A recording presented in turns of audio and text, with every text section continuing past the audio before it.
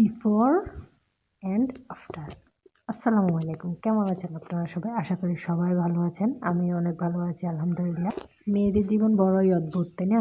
মেয়েদের নাকি কোনো বাড়ি হয় না, আর আমি মনে করি মেয়েদের ছাড়া কোনো বাড়ি স্বয়ংসম্পূর্ণ হয় না।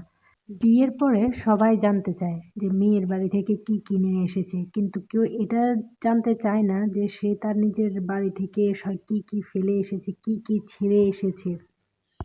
বাবার বাড়িতে যে মেয়েটি মায়ের অল্প কথা শুনে অভিমান করে বসে থাকতো, শ্বশুরবাড়িতে এসে সেই মেয়েটি আজ অনেক কথা, অনেক কষ্ট বুকে চেপে সবকিছু সহ্য করতে শিখে গেছে।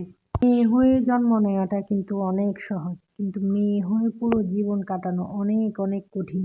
মেয়েরা অনেক অভিমানী, অভিনেত্রী, কারণ তারা তার মনের মধ্যে সকল দুঃখ, কষ্ট, হাসি সবকিছু লুকিয়ে রেখে সবার সামনে হাসি মুখে কথা বলতে পারে।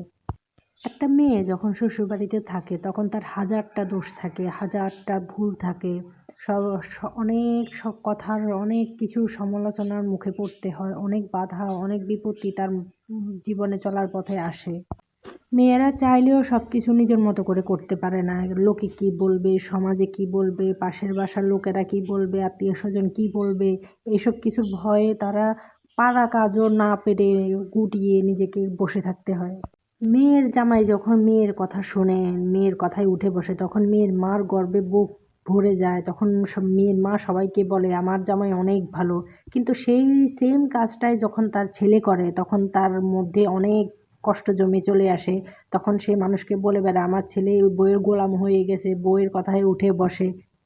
একটা মেয়ে যখন আপনার ঘরে বউ হয়ে আসে তখন সে তার ছোট ভাই বোন, তার আত্মীয় স্বজন, তার মা বাবা, তার পরিবার, তার আশেপাশের মানুষ সব কিছু ছেড়েই আসে, একদম নিঃস্ব হয়ে আসে আপনার কাছে। আপনার সংসারটা নিজের মতো করে সাজিয়ে গুছিয়ে মানিয়ে নেওয়ার চেষ্টা করে, আপনার পরিবারের সদস্য হওয়ার চেষ্টা করে, আপনার সুখে দুঃখে পাশে থাকার চেষ্টা করে। তাই আপনার উচিত যে আপনার স্ত্রীকে মূল্য দেওয়া, তার সুখে দুঃখে তার পাশে থাকা।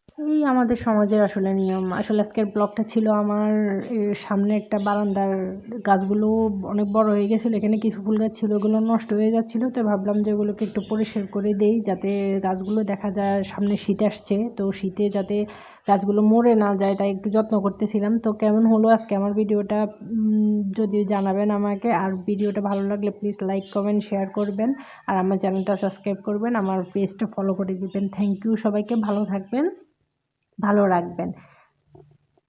দেখা হবে নেক্সট অন্য কোনো ব্লগে। আর যদি আপনারা কী নিয়ে ব্লগ দেখতে চান প্লিজ আমাকে কমেন্ট করে জানাবেন।